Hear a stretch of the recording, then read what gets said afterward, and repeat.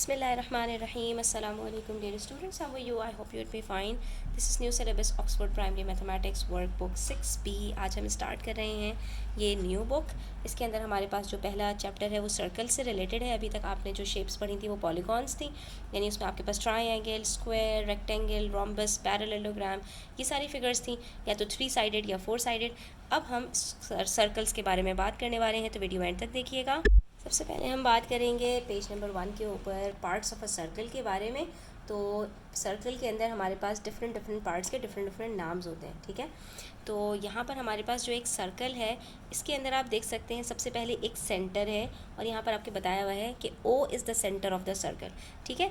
अच्छा, जब भी शेप्स को लेबल किया जाता है तो वो लेटर्स से लेबल किया जाता है. तो अब यहाँ पर अगर आप गौर से देखो बच्चों, तो O से आपके पास डिफरेंट लाइंस हैं जो सर्कल के आउटर पार्ट के ऊपर जाकर टच कर रही हैं, ठीक है. तो ये सारी लाइंस जो हमारे पास सेंटर से आउटर पार्ट को टच करती हैं, ये हमारे पास रेडियस कहलाती हैं. और अगर आप इनको मेजर करो तो ये हमेशा सेम लेंथ की होंगी, ठीक है. गौर से देखिए, यहाँ से मैं अगर सेंटर से ये एज तक मेजर करूँ तो ये मेरे पास 3.1 आ रही है, ठीक है. इसी तरह से मैं यहाँ पर अगर इसको चेक करूँ तो ये भी मेरे पास 3.1 है, ठीक है. यहाँ से लेके यहाँ तक, यहाँ से लेके यहाँ तक चेक करूँ तो ये भी 3.1 है. और जहाँ से भी मैं इसको चेक करूँगी तो इसका मतलब ये हुआ कि सेंटर से सर्कल के किसी भी आउटर पार्ट तक जो हमारे पास डिस्टेंस होता है वो हमेशा सेम होता है, और इस लाइन को हम कहते हैं रेडियस, ठीक है. The distance between the centre and the outer part of a circle is called its radius.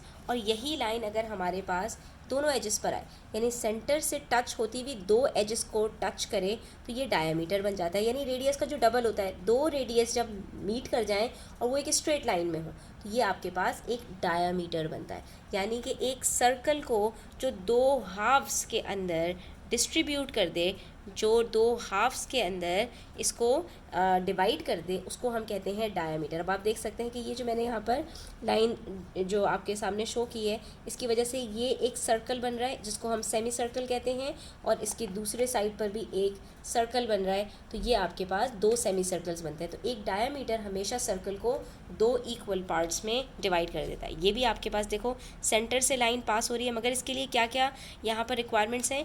Line centre से पास होनी चाहिए और दो एंड पॉइंट्स को कट करनी चाहिए, तो ऐसी लाइन को हम डायमीटर कहते हैं. और ये लाइन सर्कल को दो इक्वल हाफ्स के अंदर, दो इक्वल पार्ट्स के अंदर, दो सेमी सर्कल्स के अंदर डिवाइड कर देती है. तो ये लाइन अगर आप गौर से देखो तो ये भी आपके पास एक डायमीटर है, क्योंकि इससे भी आपके पास दो इक्वल सेमी सर्कल्स फॉर्म हो रहे हैं, एक ये ऊपर और एक ये नीचे, ठीक है. तो आपके पास यहाँ पर सवाल में पूछ रहे हैं कि which lines are diameters of the circle. तो सबसे पहली लाइन आपके पास ROS. अब जब आप लाइन यहाँ पर बताएंगे तो हमेशा सेंटर के साथ बताएंगे. तो पहली लाइन आपके पास है ROS, दूसरी लाइन है आपके पास POQ. ये दोनों लाइंस आपके पास डायमीटर्स हैं, ठीक है. और which lines are radii of the circle. Radius का प्लूरल रेडियाई होता है, ठीक है. तो इसके अंदर आपके पास बहुत सारे रेडियाई हैं.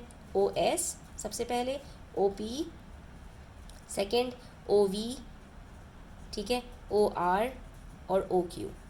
ये सारे के सारे आपके पास रेडियाई हैं, ठीक है. रेडियाई मतलब ये सारे के सारे रेडियस हैं. फिर इसी सर्कल में हमारे पास कुछ सेक्टर फॉर्म होते हैं, कुछ सेगमेंट्स होते हैं, कुछ हमारे पास यहाँ पर जो है वो लाइंस आती हैं, कॉर्ड कहलाती हैं, ठीक है. तो ये सारी डिटेल्स भी इंशाल्लाह आगे आएंगी, तो फिर हम उसको एक एक करके डिस्कस करेंगे. अच्छा, यहाँ पर मैं आपको एक और बात बता दूँ बच्चों कि ये जो रेडियस होता है और ये जो आउटर पार्ट होता है सर्कल का, ठीक है, यानी अगर मैं Q से स्टार्ट करूँ और पूरा एक थ्रेड लेके इसको जो है वो जॉइन करूँ यहाँ तक और फिर उसको मेजर करूँ, तो ये कहलाता है सर्कमफेरेंस, ठीक है. यानी जैसे कि हम पेरीमीटर फाइंड आउट करते हैं तमाम आउटर साइड्स को प्लस करके, तो वैसे ही सर्कल के अंदर जो आउटर साइड होता है इसको हम अगर टोटल करें तो ये इसका सर्कमफेरेंस कहलाता है, ठीक है. यानी कि एक सर्कल की पूरी कुल गोलाई जो हमारे पास है उसकी मेजरमेंट क्या है, ये उसका सर्कमफेरेंस होता है. अब जो सर्कमफेरेंस है उसका रेडियस के साथ एक कनेक्शन होता है. क्या कनेक्शन है? कोई सा भी सर्कल आप उठा लें और उसका रेडियस आप ले लें और उसका सर्कमफेरेंस आप देखें, तो इन दोनों के बीच में जो कनेक्शन है वो क्या है, तो हम कह सकते हैं कि सर्कमफेरेंस किसी भी सर्कल के 2 पाई r के बराबर होता है. 2 पाई r के बराबर होता है. इसका क्या मतलब है? 2r का मतलब तो 2 मल्टीप्लाई बाय r यानी रेडियस का डबल। तो यानी कि आपके पास जो डायामीटर है, यानी आप इसको लिख सकते हैं इस तरह से, डायामीटर पाई भी लिख सकते हैं और इसको 2 पाई r भी लिख सकते हैं, दोनों का मीनिंग सेम है। यानी अगर आपके पास जो डायामीटर है, अगर इस डायामीटर को आप मल्टीप्लाई कर दें, एक पाई की वैल्यू होती है जिसको हम कांस्टेंट के तौर पे यूज़ करते हैं, 22/7 भी इसको कहते हैं फ्रैक्शन में, और ये बराबर होती है 3.147 के डेसिमल के अंदर। ठीक है, ये एक हमारे पास इरेशनल नंबर होता है, 3.14 आगे करके चलता चला जाता है। इवन कैलकुलेटर, जो साइंटिफिक कैलकुलेटर्स होते हैं उसमें भी आपके पास पाई की वैल्यू गिवन होती है। ठीक है, तो अब ये जो आपके पास 3.147 वैल्यू आ रही है, या 22/7, तो कोई सा भी आप यहाँ पर सर्कल उठाएं, उसको अगर आप 22/7 से मल्टीप्लाई करते हैं उसके डायमीटर को या रेडियस को डबल करके, एक ही बात है। ठीक है, या आप उसको 3.147 से मल्टीप्लाई करते हैं, तो आपके पास जो पूरी लेंथ आएगी वो आप जब इसको चेक करेंगे तो आपके पास जो सर्कमफेरेंस आ रहा होगा वो इतना ही होगा।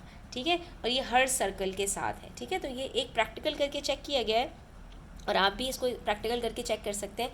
किस तरह से चेक कर सकते हैं कि आप इस सर्कल को बहुत सारे इसके अंदर डायमीटर्स जो है वो आप ड्रॉ करें।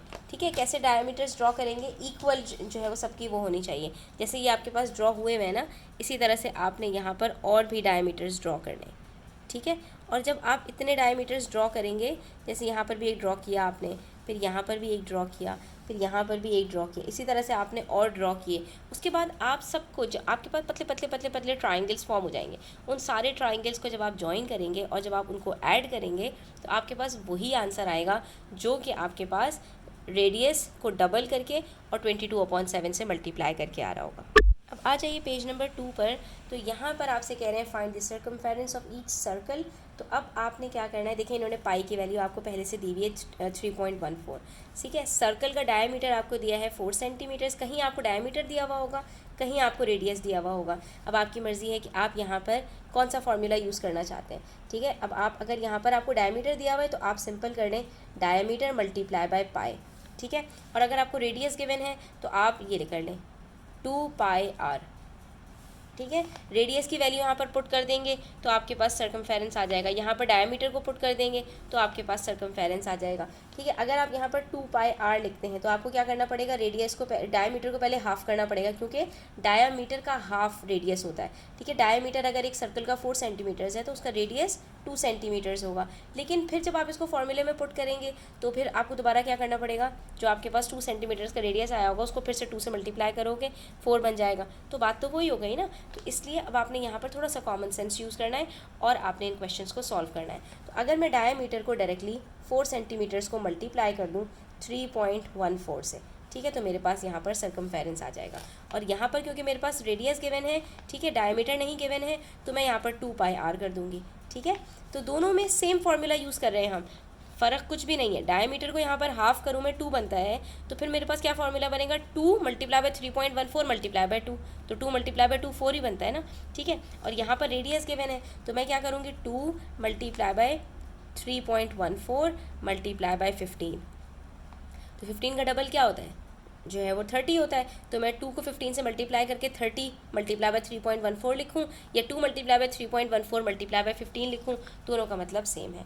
तो अगर हम इसको यहाँ पर मल्टीप्लाई करके चेक करें तो 3.14 मल्टीप्लाई बाय 4 आंसर आता है हमारे पास 12.56। तो यहाँ पर हमारे पास जो सर्कमफेरेंस आएगा वो 12.56 सेंटीमीटर्स आएगा।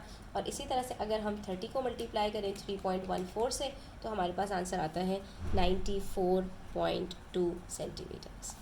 ठीक है, अच्छा, अब यहाँ पर इन्होंने हमसे कहा था कि पाई की वैल्यू को आपने डेसिमल में लेना है।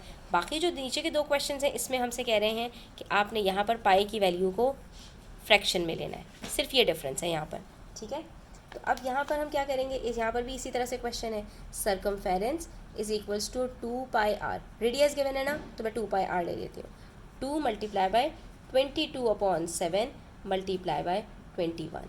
अब यहाँ पर इन्होंने ऑलरेडी आपको जो रेडियस दिया है ना बच्चों, वो 7 का मल्टीपल है, तो आप यहाँ पर 7 और 21 को कट कर सकते हैं, क्योंकि मल्टीप्लिकेशन में फ्रैक्शंस के हम न्यूमरेटर और डिनोमिनेटर को कट कर सकते हैं, सिंप्लीफाई कर सकते हैं। 7 1s are 7, 7 3s are 21। उसके बाद आपके पास क्या बचा यहाँ पर, 2 multiply by 22 44, 44 multiply by 3 is equals to 132। तो ये आपके पास सर्कमफेरेंस आ गया 132 सेंटीमीटर। ठीक है, अब यहाँ पर डायमीटर बताया है तो circumference is equals to D pi कर लें आप। ठीक है, जब डी पाई करेंगे तो डायमीटर आपके पास 49 है, इसको मल्टीप्लाई कर लीजिए 22/7 से। 49 भी यहाँ पर जो है वो 7 का मल्टीपल है, 7 1 ज़ार 7, 7 7 ज़ार 49। अब आपने यहाँ पर क्या करना है, 7 को 22 से मल्टीप्लाई करना है, आपके पास आंसर आ जाएगा 154। तो अगर हमारे पास डायमीटर गिवन है तब भी हम आराम से फाइंड आउट कर सकते हैं बग़ैर रेडियस फाइंड आउट किए। रेडियस गिवन है तो भी हम फाइंड आउट कर सकते हैं बगैर डायमीटर फाइंड आउट किए हुए। मैंने आपको दोनों फार्मूलाज बता दिए, इसको मैंने आपको इससे भी बता दिया कि आपके पास अगर डेसिमल वैल्यू आपसे कहा है कि यूज़ करने के लिए तो कैसे आपने करना है, और अगर आपके पास फ्रैक्शन है तो आपने कैसे फाइंड आउट करना है। बहुत ही ईजी है, सिंपल है, सिर्फ आप प्रैक्टिस करोगे तो इंशाल्लाह आप इसके ऊपर बहुत अच्छी ग्रिप कर सकते हैं। तो आज के लिए इतना ही, इंशाल्लाह नेक्स्ट वीडियो के अंदर हम मज़ीद सीखेंगे कि अगर सेमी सर्कल हो तो उसका रेडियस कैसे फाइंड आउट किया जाता है, उसका पेरीमीटर कैसे फाइंड आउट किया जाता है, या उसका सर्कमफेरेंस कैसे निकाला जाता है। तो इन चीज़ों को इंशाल्लाह कल डिस्कस करेंगे नेक्स्ट वीडियो के अंदर। तब तक अपना ख्याल रखिए, चैनल पर नए हैं तो सब्सक्राइब करते जाइए, वीडियो अच्छी लगी हो तो लाइक करें, अपने फ्रेंड्स के साथ ज़रूर शेयर करें। टेक केयर, अल्लाह हाफ़िज़।